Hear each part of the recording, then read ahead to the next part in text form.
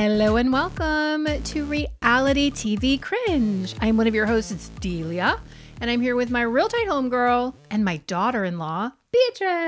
Hello.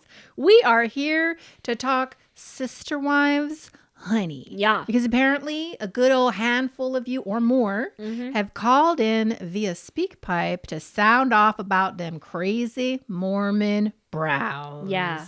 And now before we get into all of that, we do have to warn you to please hide your wife and hide your kids. This is a politically incorrect podcast. We say a lot, a lot of bad words. You've been warned. Yeah. And we also have very stupid opinions, especially Beatrice. Wow. And so if you're sensitive, you got like sensitive fifi, Go away. then you might want to find yourself another dumpster. You're lame. But if you're down to party and talk about these Mormons and their journey to collab, welcome to this dumpster.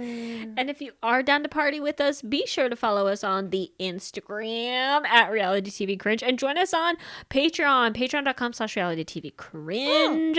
If you think we're crazy over here, it's way more crazy over on there, okay? Yes.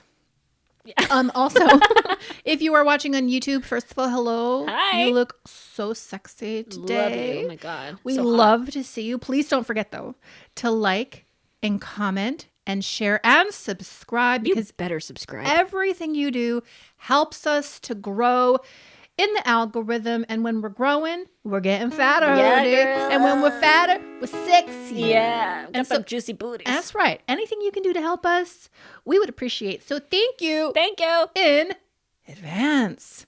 Now, again, I say we've had a handful or more of people call in using SpeakPipe. And if you want to call in and sound off about sister wives or Beatrice Wow. and that hair over there. Or Dee's fat cat. Wow. I'm just Or saying. Beatrice's razor blade.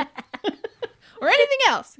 You can feel free to call us at speakpipe.com/reality TV cringe.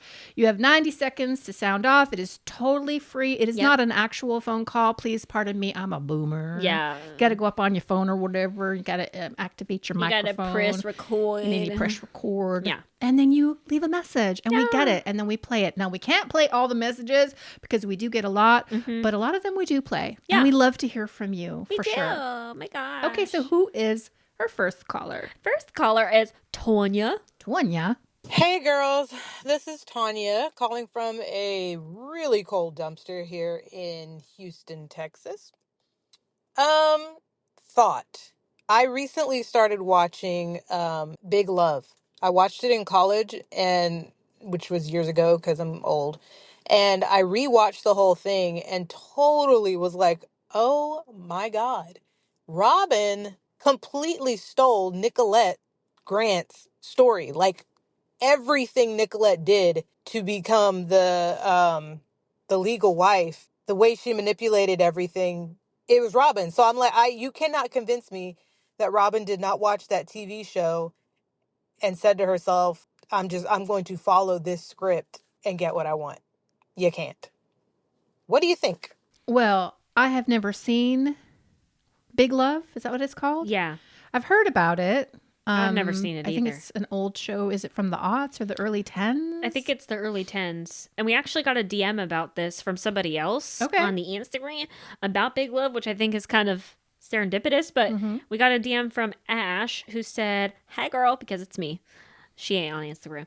She says, "So I'm nursing my newborn and I'm binge watching old shows on Max, which includes Big Love. Highly recommend.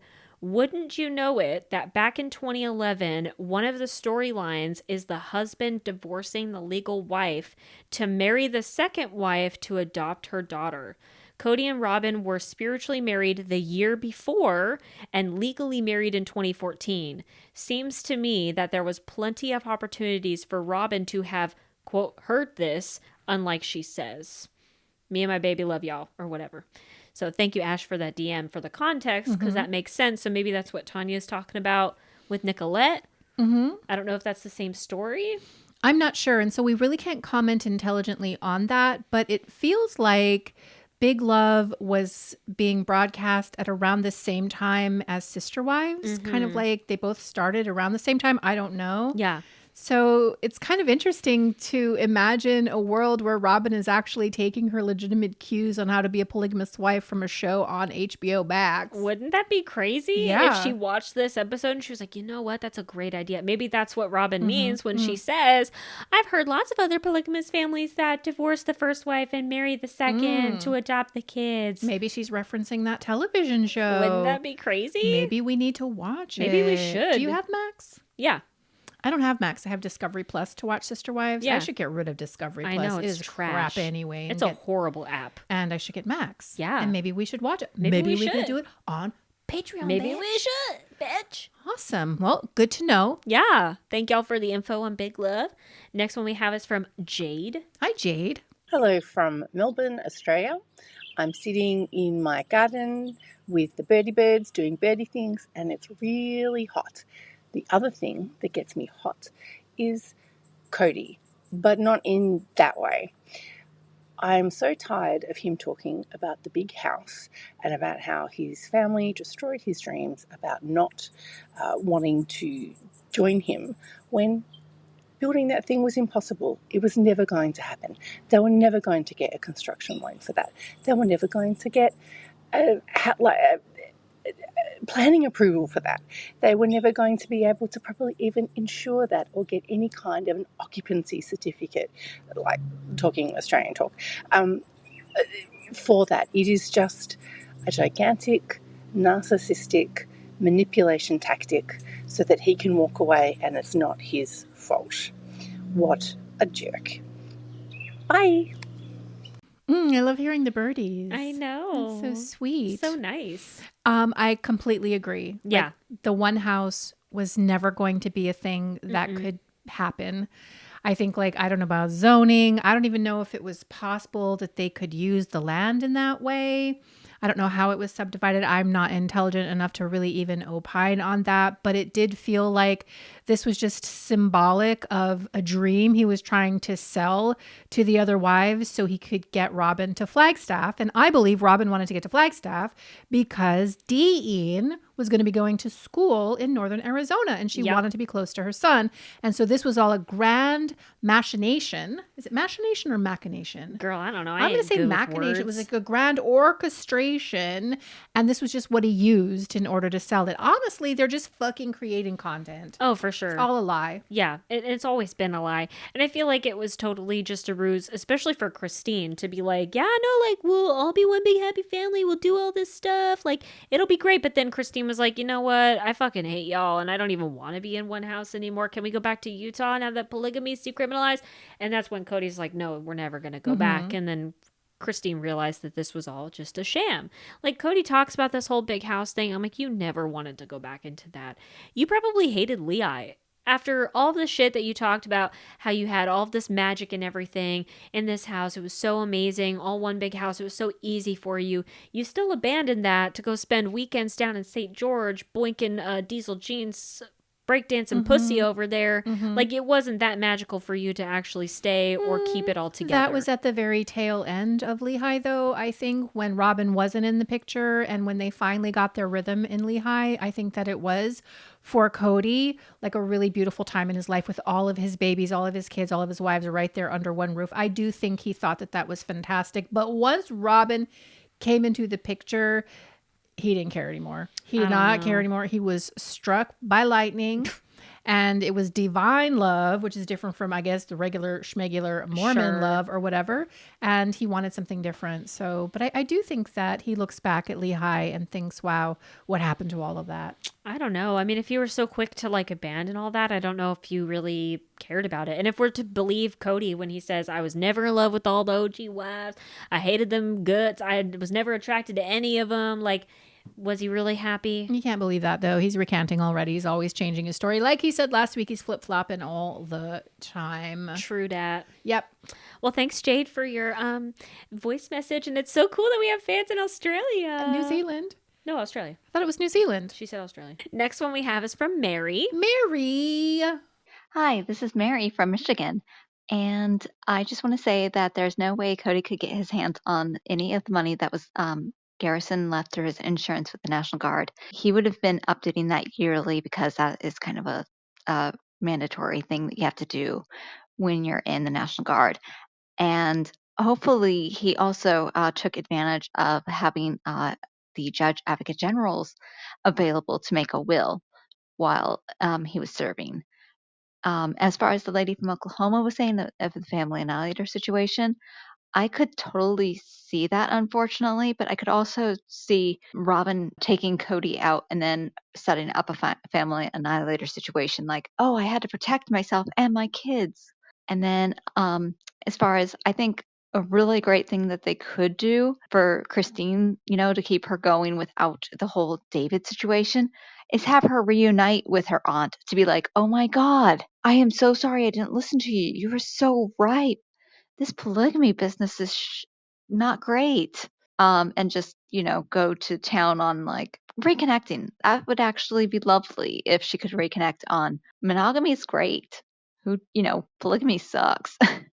Wow, Mary, those are actually really good points. I think with regard to Christine, not even just her aunt, although that would be wonderful to have a sit down and articulate how Christine's perceptions of polygamy have shifted to be more in alignment now with her aunt, but also her mom. Like, I would like to hear more from, is her name Annie? I think it's Annie, like about her experience and what she thinks. We really got like a little bit of a snippet from her during the wedding stuff, and she's just, really happy for Christine. But like, I would love to dive deeper into some of these peripheral people in Christine's family, because if she really does come from polygamist royalty or whatever, and we have some defectors or dissenters, like those are conversations that a geek like me who's into religion and alt religion, I would love me too, to dive deeper into that. Yeah, I agree 100%. And then as for the Garrison stuff, I really hope that Kody and Robyn don't get a fucking cent from him. Oh my God, please. And hopefully he was able to make a will before he passed and to be like, everything goes to my mama. Nothing goes to my dad and his bitch ass wife. That would be so great. Yes. That would have been so awesome. But I don't know if we're ever going to know like the full extent of it. But I mean, Robyn was very curious apparently with McKelty about what was in his will. Why would she be curious about his will? But why? They already have so much money. They already have so many things. Why would they be interested in like the equity from his townhome and or his life insurance policy? That is just so hard for me to believe. But I mean, this is Robyn we're talking about.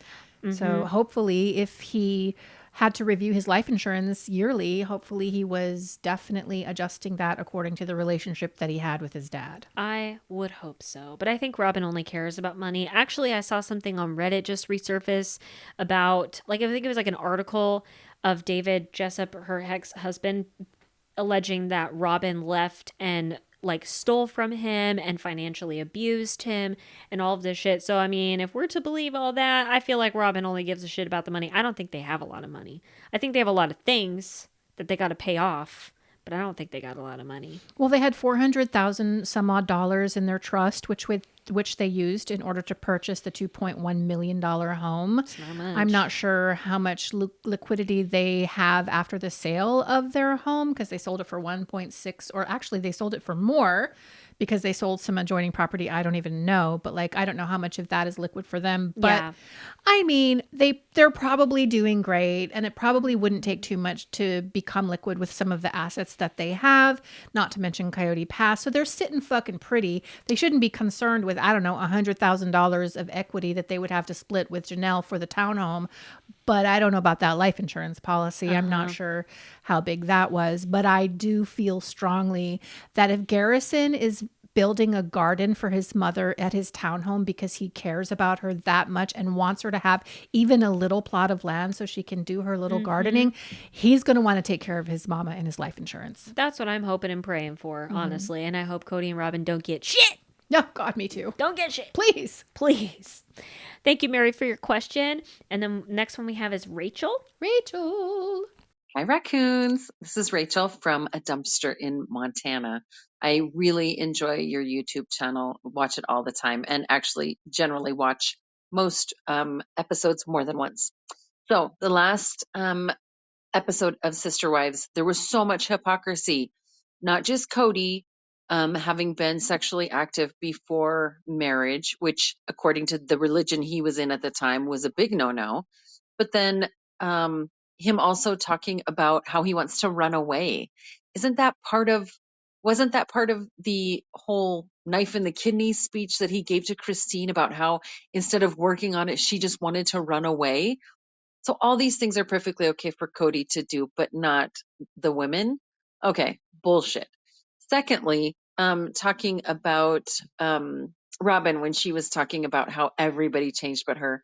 Bitch, please. We all know what you've done, and so do you. So stop pretending. Nobody believes you. Anyway, Happy New Year, ladies. Enjoy your cast. Talk to you soon. Bye-bye.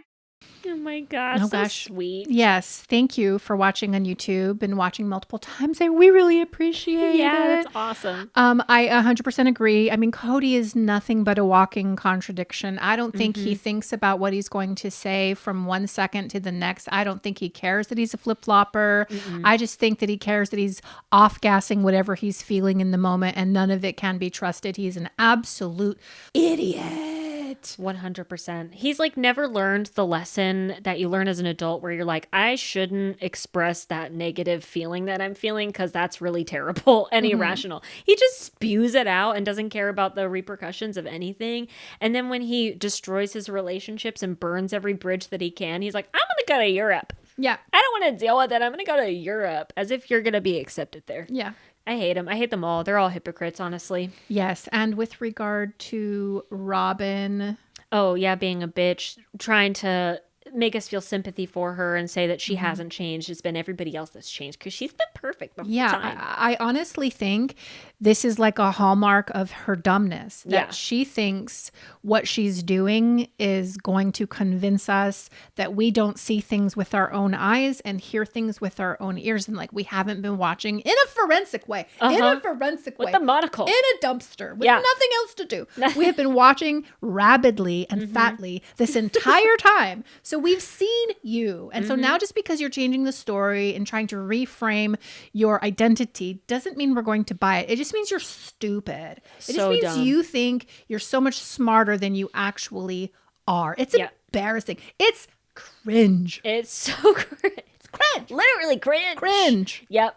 And she's just like a toddler that keeps lying. And it's like, I know, I see the cookie crumbs on your fucking face. You ate the cookies, dumb bitch. I didn't eat the cookies. I didn't eat the cookies. It's literally Robyn Brown. I didn't change. I love everybody. What are you talking about? It's wild. It is. But anyway, thank you for your message. Yes. Thank you so very much. Montana. Yeah. I want to visit Montana. I would love to even I would live there. love to live in Montana. Oh my God. Big sky and country. Cowboys and everything. Yeah. Big old buckles and stuff. That's what Janelle needs. I know. Yes, we have she that on the does. vision board. Amen. Yeah. All right. Next one we have is from Amy. Amy. Hey, ladies. This is fellow Raccoon Amy calling from Eastern North Carolina, not too far from where Janelle and her crew are. And hopefully I'll be able to visit the farm. Hopefully they'll have it open this summer. I do have a question. My question is, do you think that the only relationship that was intact when this whole show started was between Robyn and Kody? I suspect that may have been the case. I'm curious if the other three ladies stayed around because the show and the contract, and they just couldn't take it anymore. And here we are. I can't wait to hear what you think. Well, I don't think so. I think that when the show started, I think Christine was a believer. I think Janelle was a believer. If anybody was wobbling about the validity of these relationships, it might have been Mary, because again, she had her ring melted down season 1 or before that, like when he first met Robyn. And now we know that Kody also told her after 20 years of marriage that he's going to make the next 20 years a living hell for her because she put him through so much. So she knew that things were not happy and not as she was trying to present them to be. But like somebody like Janelle, I just don't see her faking it or want to be in a relationship where she's faking it. Now, maybe due to finances, she may have found herself in a certain way in the beginning, like, I got to do this because we ain't working. We're not bringing in money. We have to support the family. And I've got all these little kids. So maybe I need to shuck and jive and do what I have to do to dance for my dinner. But I honestly think, the way she used to look at Kody, I thought she was into him. Janelle? Yeah. And I think, remember when Kody and Robyn got married, the way he looked at Mary that day and Mary looked at him, and then dancing with Christine in the kitchen, I just feel like they were trying. I think they knew that it wasn't working and it just got worse and worse and worse over time. But I do think that they were trying. All three of them? Or just Mary and Janelle? And Christine. And Christine. So all three of them? Yeah. Yeah, I mean, I think all three of them were definitely all on the rocks. And so that's why he went and got a new wife. Because he needed to fucking have something else to fuck, really. I mean, honestly, like, I think they were all on the rocks for their own different reasons. Like, obviously, Mary with her melted ring and him punishing her for the next 20 years, like, her marriage was gone at that point.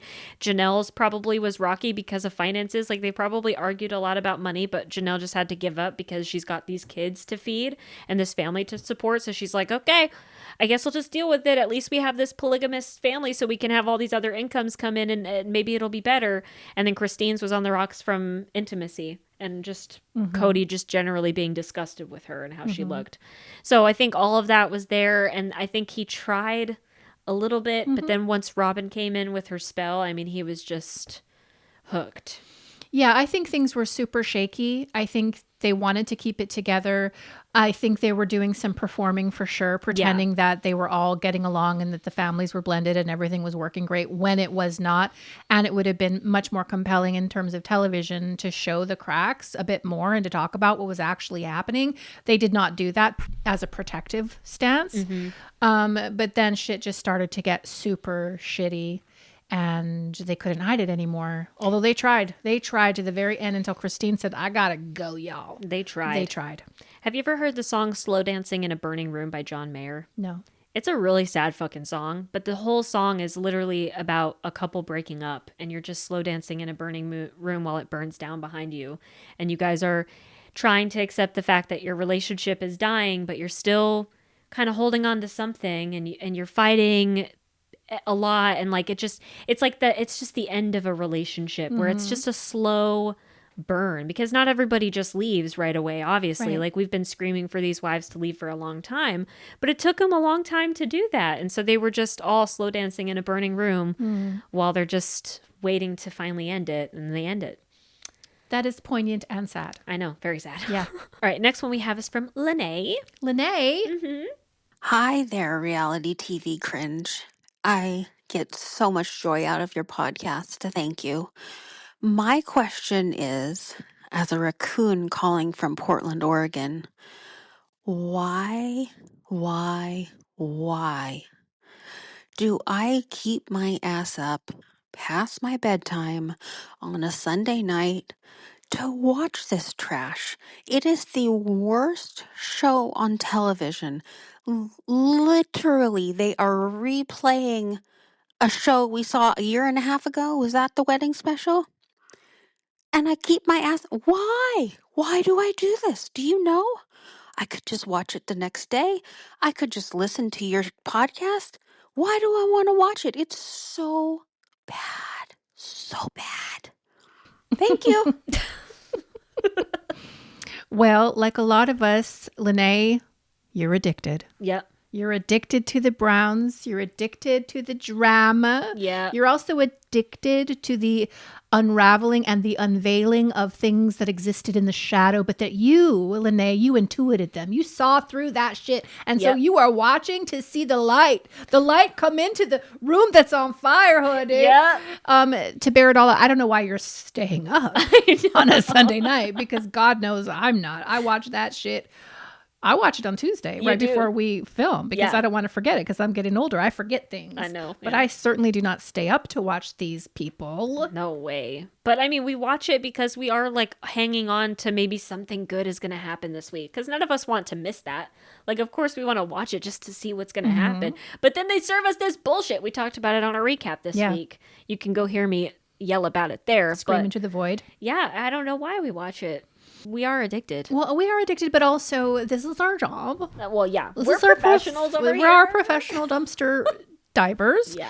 This is the reality television show that launched the podcast. Yeah. We literally started this podcast just to scream about these people. Yep. We never anticipated anybody would listen to our podcast. I remember that first week that we released it, and I was looking at the numbers, and it was like 300 listeners, I know. 500 It was listeners, crazy. 1,000. I'm like, what?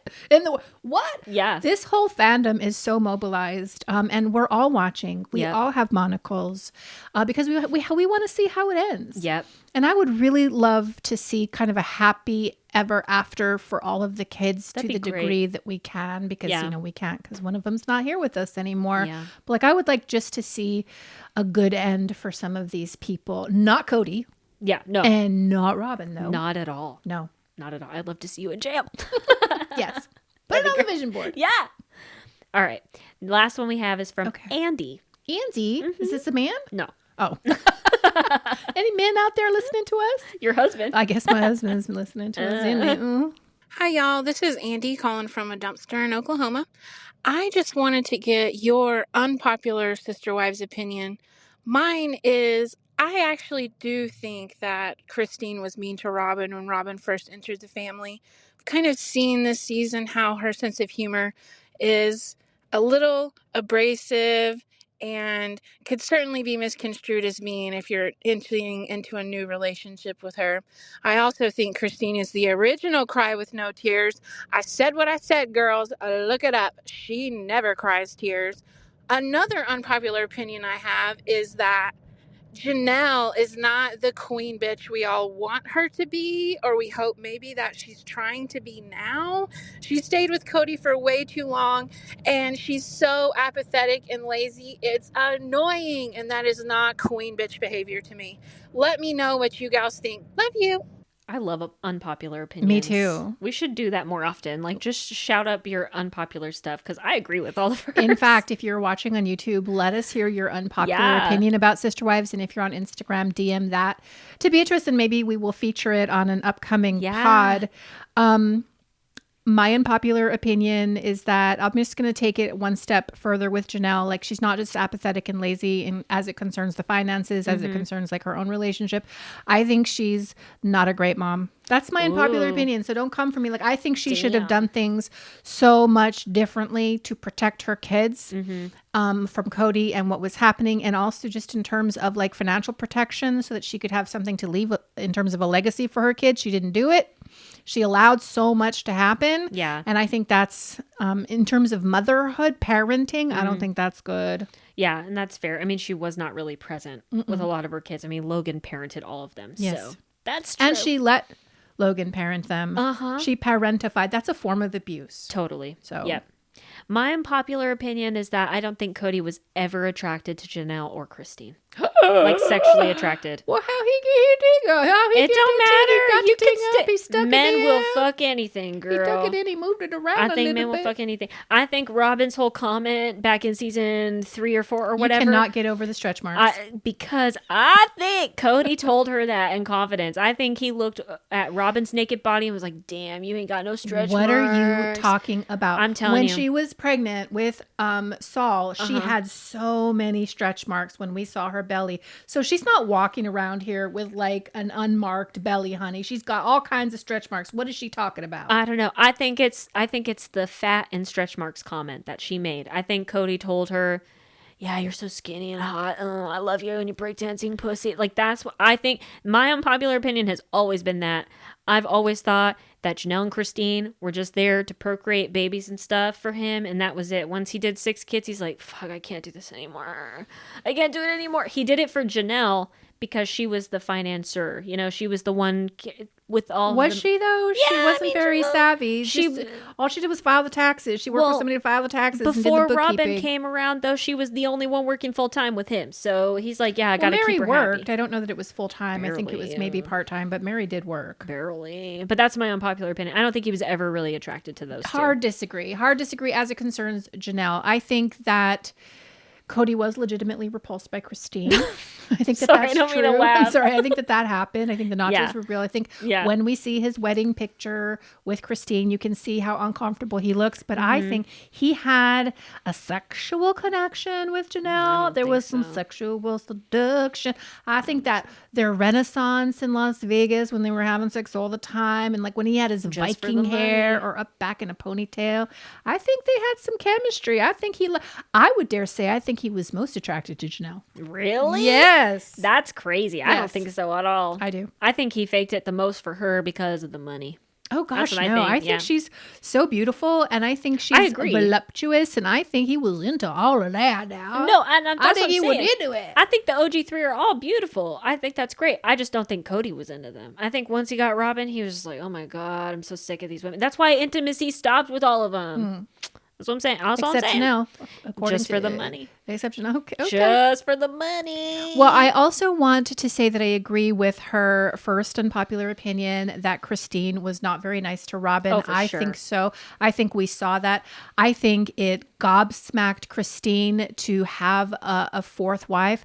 I think she loved the position of being the third wife, and the other wives would be jealous of her, but she would never have to feel that herself. Yeah. And then here comes Robyn. She, I guess, apparently has no stretch marks or something. I guess. She's thinner. She's breakdancing. She's beautiful. Yep. And she just could not handle it. And I think she was unkind at times. And I think from the very beginning, she was like this. And she just set that relationship up to fail. I don't think Robyn ever forgot it. I don't think Robyn ever forgave her. And I think Robyn went out of her way to sabotage her. 100%. And I also agree with Andy's point that Christine was the original cry with no tears, because I think Christine's a bit of a drama queen. Oh, 100%. I mean, 100%. I think she was totally being dramatic to Kody all the time. And that's why he was partially why he was not attracted to her. It's like, oh my God, you're so annoying. Like every time I come over here, you cry and bitch at me about something. Well, you can see it in the early seasons when they're on the couch and she's just screaming as she does and gesticulating and doing all the things. I mean, he's so over it. He's fried from her energy. Yep. And like, look, Christine had valid points. I mean, everything she was feeling, I totally get it. I'm not like shitting on her for emotions, but she's also annoying. She's very much annoying. Yeah. And I can see her being antagonistic to Robyn. Oh, for sure. I would have been. I would have been calling Robyn's bitch ass out, but that's me. That's the Leo energy in me. I think she probably was to Kody behind closed doors, which is another thing that quickened their demise. 100%. Good points, Andy. Yeah, let us know your unpopular opinions below. We would love to read it and or hear from you. Yeah. So that was the last caller. Uh-huh. Again, thank you guys so much. We love hearing from you. We love, Yeah. especially when you guys have different ideas, different It's takes, great. cause us to think in our little raccoon minds. Yeah. It's painful, but we love to do it. If you guys want to call in and sound off again, all you have to do is go to speakpipe.com/reality TV cringe. You got 90 seconds to pop off queens And it's free. kings. Yeah. We did have, I think, Luis and Oh, we did. San yeah. Antonio or He was Houston. so funny. He Yeah. was great. Yeah. So, and if there are guys out there that want to call, Yeah, call us. Besides my husband, I know. We would love to hear from you. He might. Yeah.